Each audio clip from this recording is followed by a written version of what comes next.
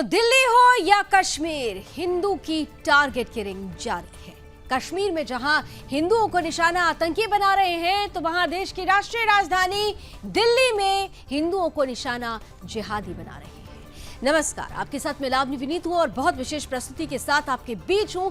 हिंदुस्तान कहा जाता है हमारे देश को, लेकिन हिंदुस्तान का हिंदू कितना अभागा है जो पाकिस्तान और बांग्लादेश के हिंदुओं की मदद तो छोड़ो, अपनी जान की सुरक्षा भी नहीं कर पा रहा है।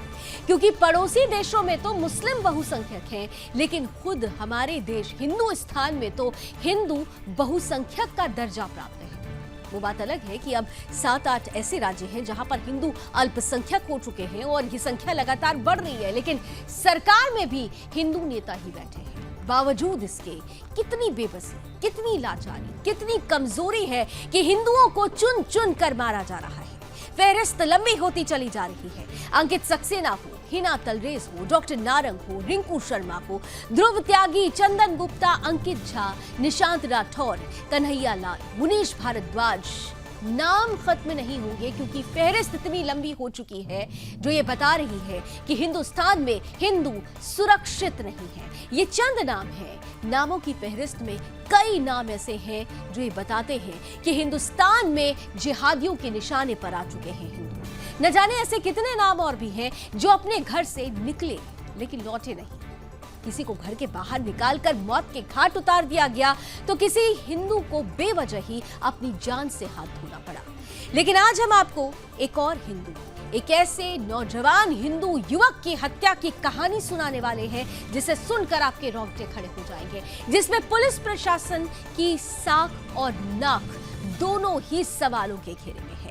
अपनी साख को बचाने के लिए कितनी झूठी कहानियां दिल्ली पुलिस के द्वारा गढ़ी जा रही हैं, ये सबको पता है। लेकिन फरार जिहादी जिन्होंने नीतीश को निशाने पर लेकर मौत के घाट उतार दिया, उनको पकड़ने में यह असफल है। नीतीश 25 साल का एक ऐसा युवक जो अपने तन मन से हिंदू था, जो हिंदूवादी गतिविधियों में निरंतर सक्रियता दिखाता था, जो बजरंग दल का सक्रिय कार्यकर्ता था, वो एक बार फिर से जिहादियों के निशाने पर आया। नीतीश के साथ क्या हुआ, क्यों उसे जिहादियों ने मौत के घाट उतार दिया और उसकी मौत कितने बड़े सवाल खड़े कर रही है, आइए हम सब कुछ दिखाते हैं हमारी इस रिपोर्ट में।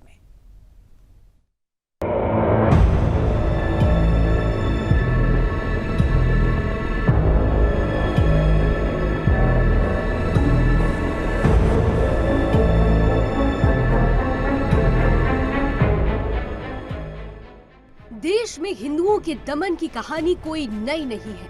मुगल आक्रांताओं द्वारा शुरू किए गए कत्लेआम की प्रथा को अब उनके जिहादी वंशज आगे बढ़ाने में लगे हुए हैं। हिंदुस्तान में हिंदू कितना सुरक्षित है, ये बात तो अब हाशिए पर है, लेकिन वहीं कैसे कानून व्यवस्था की जिहादियों द्वारा धज्जियां उड़ाई जा रही है, ये सवाल भी अपने आप में बड़ा है।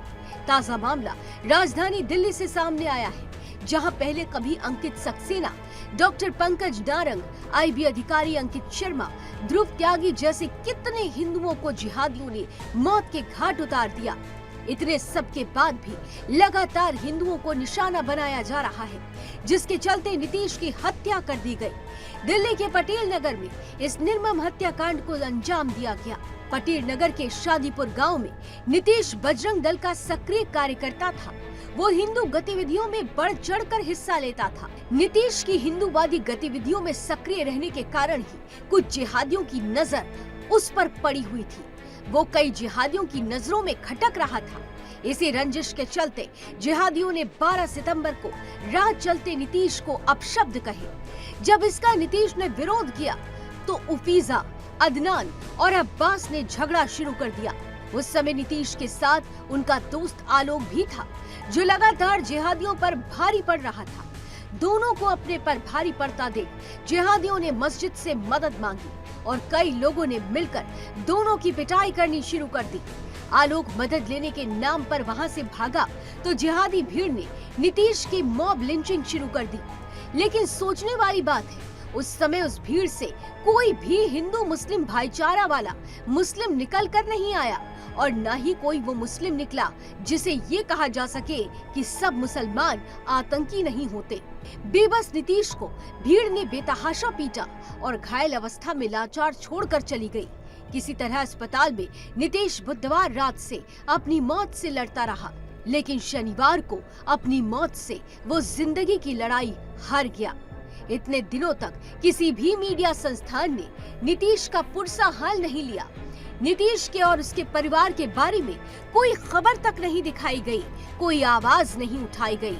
लेकिन जैसे ही सुदर्शन न्यूज को इस मामले का संज्ञान लगा तो नीतीश हत्याकांड के आरोपियों के खिलाफ हमने आवाज बुलंद की और पीड़ित परिवार को न्याय दिलाने की जंग शुरू कर दी। इतना सब होने के बाद भी दिल्ली वो शहर जिसे दम्भ है कि वो देश की सियासत की अगुवाई करता है, दिल्ली वो शहर जहां खुद संविधान का प्रहरी सुप्रीम कोर्ट की मौजूदगी है, लेकिन उसी दिल्ली के नाम पर एक और कीर्तिमान जुड़ गया। वो फीजा, अदनान और अब्बास जैसे मामूली जिहादी चिलगोजों को नहीं पकड़ पा रही तो देश में आतंक फैलाने वालों पर कैसे नकेल न कस पाएगी। अब सवाल ये उठता है कि आए दिन हो रही हिंदुओं की हत्या संयोग है या प्रयोग, क्योंकि कहीं न कहीं हिंदुओं की हत्या के बाद ये जिहादी जेल में सरकारी मेहमान बनकर बैठ जाते हैं और कुछ दिनों में बाहर आकर फिर हिंदुओं को निशाना बनाते हैं, क्योंकि कानून की किताब में कोई सख्त सजा इन जिहादियों के लिए नहीं है, जिसके चलते ये हिंदुस्तान को दीमक की तरह धीरे धीरे चाट रहे हैं ताकि 2047 तक इनका गजवाए हिंद का सपना साकार हो सके।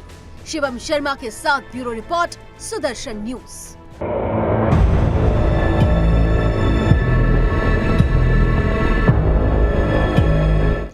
तो एक हिंदू की मॉब लिंचिंग हो जाती है।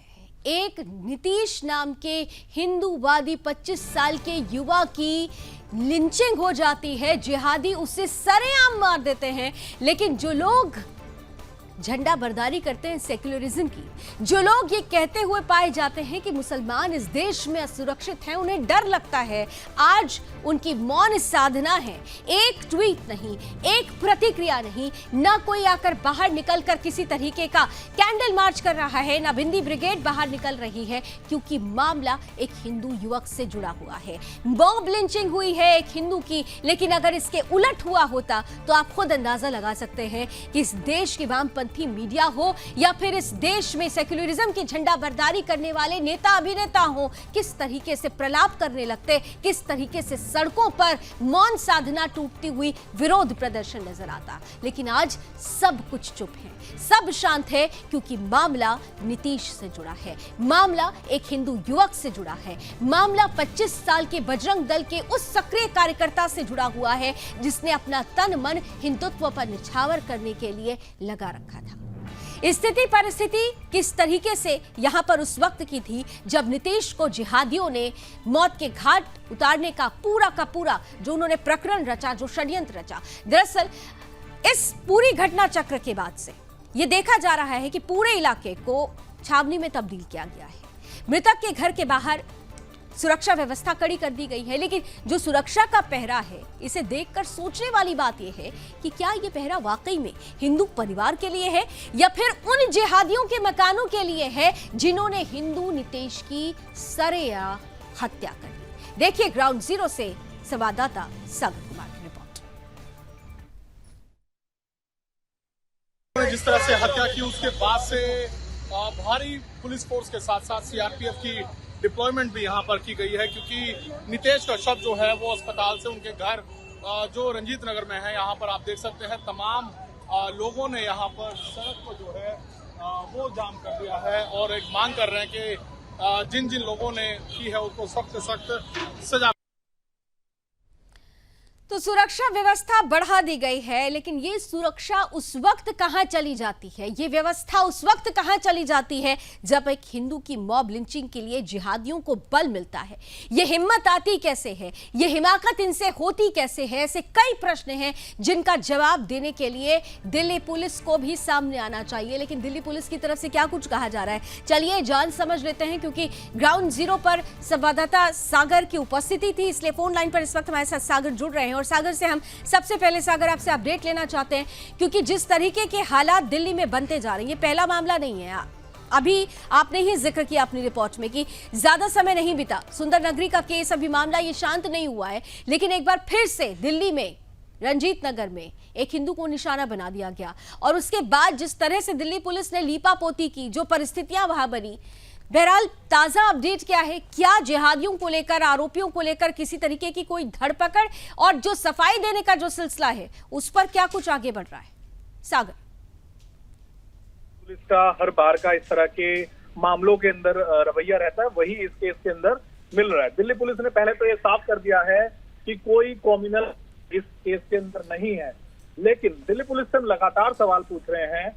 जितने मारने वाले लोग हैं, चाहे वो उफीजा हो, अदनान हो, अब्बास हो, और उनके जो साथी जिहादी थे वो सारे के सारे मुस्लिम थे, और जो भीड़ थी वो मस्जिद से बुलाई गई थी, यानी कि ये आपस का बतार थे।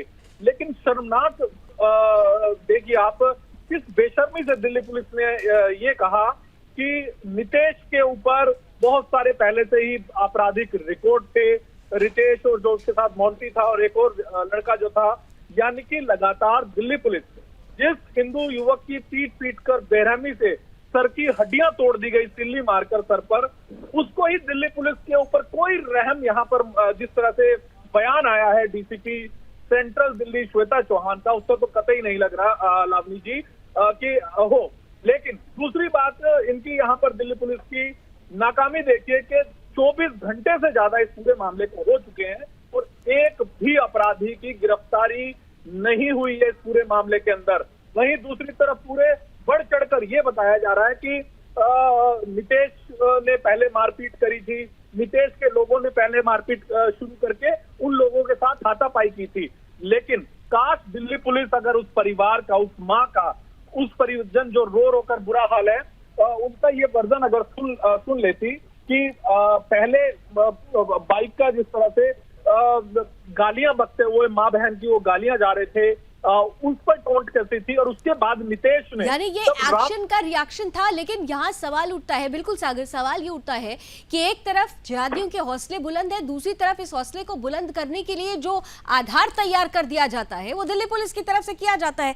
क्योंकि ये अगर कहा जाता है कि नीतीश ने पहले हाथापाई की, तो इस बात का जिक्र क्यों नहीं होता है कि जो आरोपी हैं, जो अदनान है, जो हमजा है, जो इन लोगों ने मस्जिद से जाकर मदद मांगी थी और मस्जिद से फिर 20 से 25 लड़के आते हैं वहां पे, जैसा कि चश्मदीद जो नितेश के दोस्त हैं वो बताते हैं। ऐसा इस बारे में क्यों नहीं दिल्ली पुलिस कोई सफाई दे पा रही है? बिल्कुल, इस बात से दिल्ली पुलिस ने पूरी तरह से कह दिया है कि मस्जिद से कोई लोग नहीं आए थे, लेकिन इलाके से जितने भी लोगों से हम बात की है, जिन लोगों की पिटाई हुई है, यानी कि उस समय जो नितेश के साथ मौजूद थे, वो इस बात को खुद कह रहे हैं कि मस्जिद से भीड़ आई थी। लेकिन दिल्ली पुलिस ने अपनी तरफ से ये कह दिया है कि कोई भीड़ नहीं आई थी, ऐसा कुछ नहीं हुआ है। लेकिन दिल्ली पुलिस उन लोगों की मानने के लिए तैयार नहीं है जो चश्मदीद थे, जो आई विटनेस है, जिनके साथ ये घटना हुई है। वो चीख चीख कर इस बात को कह रहे हैं कि 20 से 25 लोग भीड़ आई थी, उन्होंने लाठी डंडे लोहे के रोड लेकर वो सब लोग आए थे, और उन लोगों को भी चोट लगी है जिन लोगों का मैंने आज इंटरव्यू किया है। लेकिन उन लोगों की बात नहीं मानी जा रही है। यानी कि दिल्ली पुलिस का रटा रटाया एक यहाँ पर बताया जा रहा है कि नितेश का आपराधिक रिकॉर्ड था, होगा। मेरे भी कई लोगों से बात की है कि उन्होंने कहा है कि गली मोहल्लों के अंदर शायद वो लड़ाई वड़ाई का जो छोटे मोटे होते हैं, शायद जरूर इस तरह का केस हुआ होगा नितेश के ऊपर। लेकिन अगर इस तरह का है भी, तो क्या इतनी ब्रूटली, इतनी निर्मम तरीके से हत्या करेंगे किया जाएगा, और अभी तक भी एक भी अपराधी पकड़ा नहीं गया है? तो ये बड़ा अजीब सा ही तर्क हर बार दिल्ली पुलिस की तरफ से लावनी आता है, चाहे वो जहांगीरपुरी हो, मंगोलपुरी हो, सुल्तानपुरी हो, सुंदर नगरी हो, रंजीत नगर हो,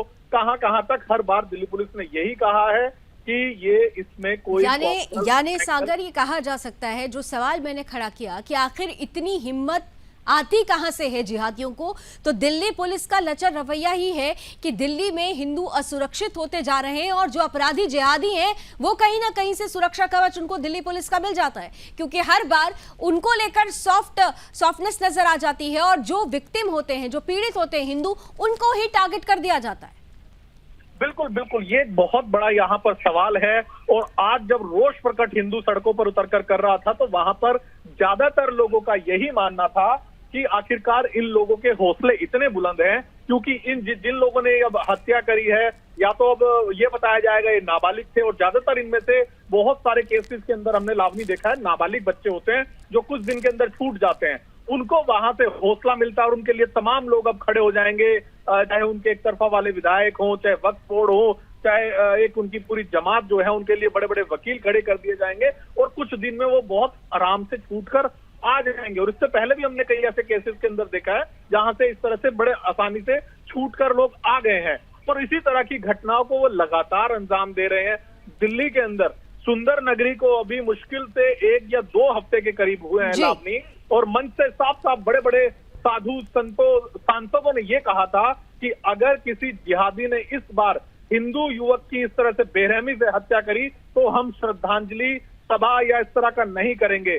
लेकिन कुछ ही दिन बाद दिल्ली के अंदर एक बार फिर से इस तरह का ब्रूटल मर्डर देखने को मिला सामने। ब्रूटल मर्डर हुआ है, और मर्डर हुआ है 25 साल के उस हिंदू युवक का जो तन मन से हिंदू और हिंदुत्व को जीता था, जो बजरंग दल का सक्रिय कार्यकर्ता था, और अब जिन जिहादियों ने उसकी हत्या की है, उन जिहादियों को ये कहा जा रहा है उनको कहीं ना कहीं से एक शील्ड दी जा रही है, सिक्योरिटी शील्ड दी जा रही है दिल्ली पुलिस की तरफ से। और नीतीश जिसकी हत्या कर दी गई, जिनकी, उनको ये कहा जा रहा है कि कहीं ना कहीं से उनकी तरफ से हाथापाई पहले हुई, और कई तरीके के केसेस का जिक्र आ रहा है। यानी कुल मिलाकर अगर देखा जाए तो दिल्ली पुलिस की भूमिका यहां पर सबसे बड़ी महत्वपूर्ण है, लेकिन वो भूमिका ही संदेह के घेरे में आ जाती है। थैंक यू सो मच सागर हमारे साथ जुड़ने के लिए, और अपडेट्स के लिए आप नजर बनाकर रखिएगा, क्योंकि खबर अभी खत्म नहीं हुई है। ये खबर जब शुरू हुई है तो इसका अंजाम नीतीश को न्याय दिलाने पर ही जाकर खत्म होना चाहिए। नीतीश के अपराधियों को, दोषियों को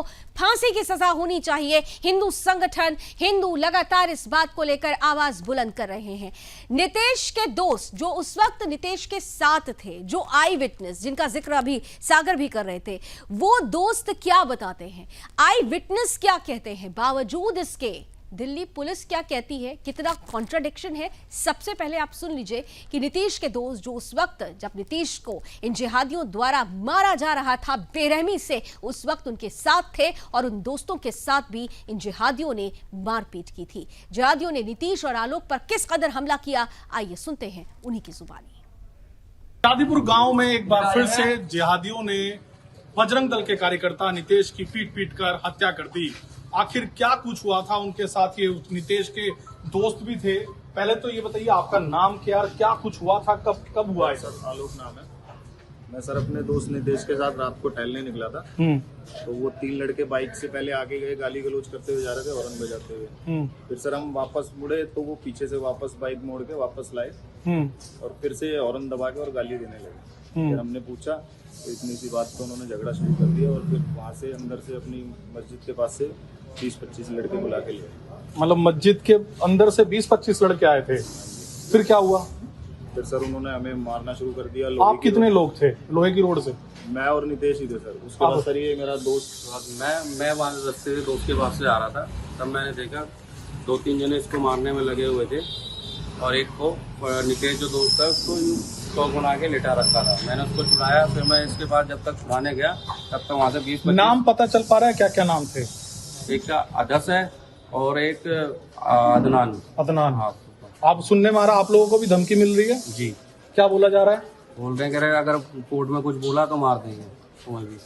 तो मतलब देखिए, हौसले देखिए आप जिहादियों के। एक तरफ कहा जा रहा है कि अगर नीतीश की पीट कर हत्या कर दी, और इन लोगों को भी देखिए मारा गया है। आंख देखिए इस भाई की जो ये साथ में थे, आंख देखिए, इनको भी मारा गया है। ये विटनेस है, आई विटनेस ये उनके साथ है।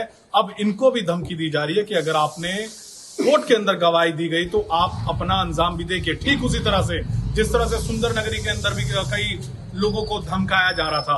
तो एक मॉडस ऑपरेंडी जो है दिल्ली के अंदर किस तरह से चल पड़ी है कि जिहादियों के हौसले देखिए आप कितने बुलंद हैं कि रात के 12 बजे कोई टहलने निकलता है तो उसको पीट दिया जाता है। सुंदर नगरी की हमने देखी थी कैसे चाकुओं से ताबड़तोड़ कर मर्डर किया था। कुछ दिन भी नहीं हुए हैं सुंदर नगरी की घटना, एक और घटना शादीपुर की। सागर कुमार, सुदर्शन न्यूज। तो यह हाल है देश की राष्ट्रीय राजधानी दिल्ली का, जिसके लिए हम लगातार कहते जा रहे हैं कि दिल्ली अब दिल्ली नहीं रही, दरअसल मिनी पाकिस्तान का गढ़ बनती जा रही है। एक नहीं कई ऐसे मिनी पाकिस्तान दिल्ली में राष्ट्रीय राजधानी में बन चुके हैं, जहां पर अब यह कहना बिल्कुल संभव नहीं है कि हिंदू सुरक्षित है। आपने खुद देखा कि किस तरीके से जो दोस्त उस वक्त उपस्थित थे नितेश के साथ, वो कह रहे हैं कि मस्जिद से लड़कों को बुलाया गया और उसके बाद इस हत्याकांड को अंजाम दिया जाता है, बुरी तरह से बेरहमी से ब्रूटली पीटा जाता है। और इतना ही नहीं, अब उन दोस्तों को, उन आई विटनेसेस को भी धमकी दी जा रही है कि अगर वो पुलिस में बयान दर्ज कराते हैं तो उनकी भी खैर नहीं, यानी उनका भी अंजाम वही होगा जो नितेश का हुआ है। बावजूद इसके दिल्ली पुलिस क्यों आंख बंद करके बैठी है? क्यों नहीं सुनना चाहती इस सच को, जो सच ये चीख चीख कर कह रहा है कि जिहादियों की निशाने पर है हिंदू। जब हम नितेश की बात करते हैं तो यहाँ पे केवल एक नितेश की मौत नहीं हुई। जब एक लड़के की, एक बच्चे की, एक नौजवान की मौत होती है, उसकी हत्या होती है, तो उस पूरे परिवार की हत्या हो जाती है, पूरे परिवार की मृत्यु हो जाती है जिसके साथ उस बच्चे का जुड़ाव होता है। परिजन, 25 साल का ये युवक, माँ रो रो कर, उनका बुरा हाल है, वो पूरी तरह से बेबस हो चुकी हैं क्योंकि उनकी बुढ़ापे की लाठी अब उनके साथ नहीं है। उनके बुढ़ापे का सहारा उनसे दूर किया जा चुका है। पिता नितेश के नहीं थे, माँ का वो इकलौता सहारा था, और अब इस परिस्थिति में माँ ये समझ नहीं पा रही कि वो क्या करे, न्याय कहां से मिले उन्हें। इसके लिए वो गुहार लगाती हैं। उनके दर्द को सुनिए और समझिए कि आखिर नितेश की हत्या जिन्होंने की है, उन्हें बचाने वाले इस दर्द को जरूर सुने। नहीं बेटा, बाहर नहीं आया था, 5:45 बजे से गया था। मम्मी अभी आ रहा हूँ, वकील का पैसे देकर। मैंने थोड़ी देर में फोन करा मम्मी 9:45 बजे से करा अभी आ रहा हूँ। फिर अपने आप उसने फोन में करने लगी, दोबारा उसका नोटरी बुलाया, फिर अपने आप वो करा उसने, मम्मी की मिस कॉल आ रही है, मम्मी मैं कल दोपहर तक आऊंगा। एक लड़के की कहीं जाना था किसी काम से। मम्मी तू टेंशन ना ले का बेटा, मैंने नींद ना आती, तू ना ले इतने।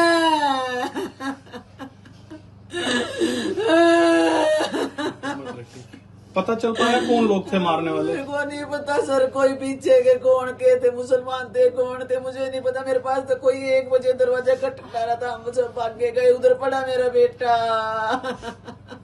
ले जाते सबको कि चलो ये चौधरी है, चौधरी, हम चौधरी होने का गुनाह भर रहे हैं। गाली गलौज की, चलो मैं कह रही हूँ गाली गलौज होगी, आपस में झगड़ा भी हो गया दोनों पार्टियों का, तो क्या किसी के बेटे को, वो भी तो किसी का बेटा है ना, क्या उसको जान से ही थोड़ी मार दोगे आप? मौत के घाट उतार दिया उसको एक इतनी सी बात पे, जिसमें गलती उनकी भी है, पूरी गलती उनकी है। पीछे से बाइक लेकर आ रहे हो तुम फुल स्पीड पे और फिर गंदी गाली दे रहे हो माँ बहन की, तो माँ बहन की गाली कौन सुनेगा? बिल्कुल, माँ बहन की गाली तो कोई भी नहीं सुनेगा। उन्होंने भी पूछ लिया कि क्यों गाली दे रहे हो बिना मार के।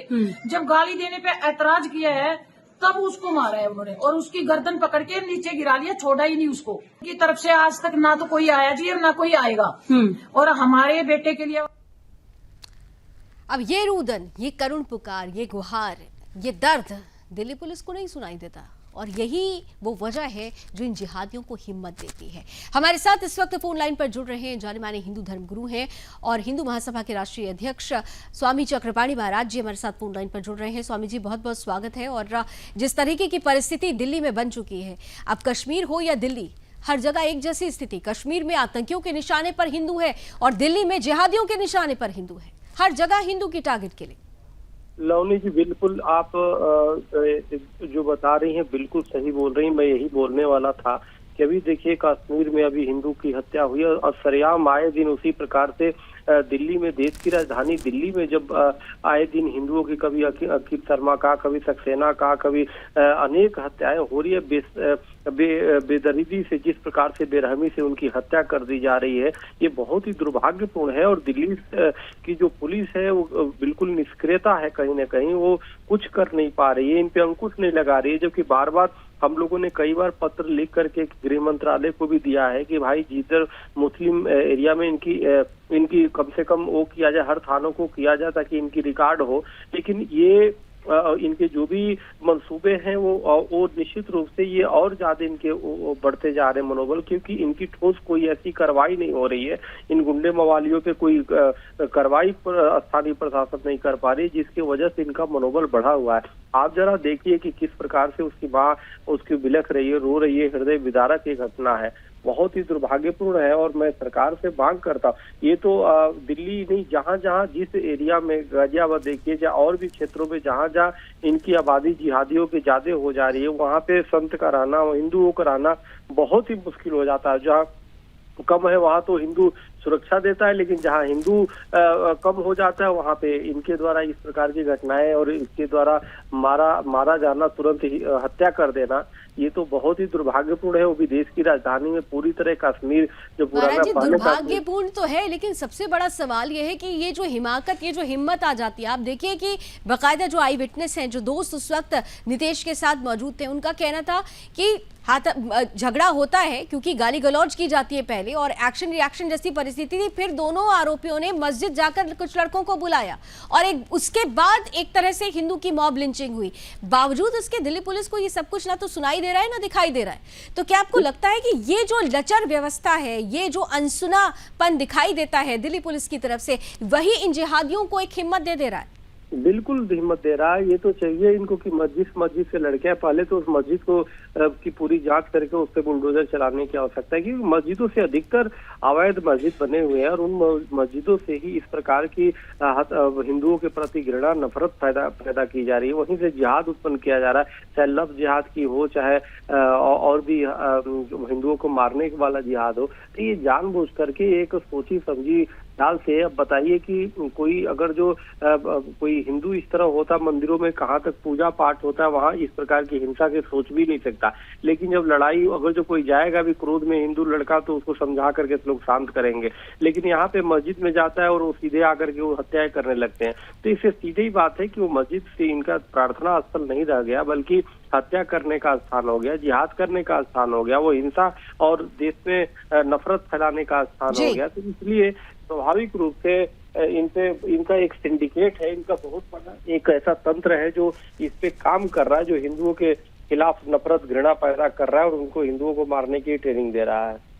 यानी ये स्पष्ट हो जाता है कि ट्रेनिंग अगर वहां से मिल रही है तो सबसे पहले जड़ पर अटैक करने की जरूरत है, तब जाकर ऐसे अटैकर्स पर रोक लग पाएगी। बहुत बहुत धन्यवाद स्वामी जी, आपने हमें समय दिया, बहुत बहुत धन्यवाद। जिस तरीके से नीतीश की हत्या हुई है, जिस तरीके से नीतीश की हत्या हुई है, वो हत्या ये बताती है कि जो टारगेट किलिंग कश्मीर में होती है, ठीक उसी तरह से यहां पर दिल्ली में भी हिंदुओं को टारगेट किया जाता है।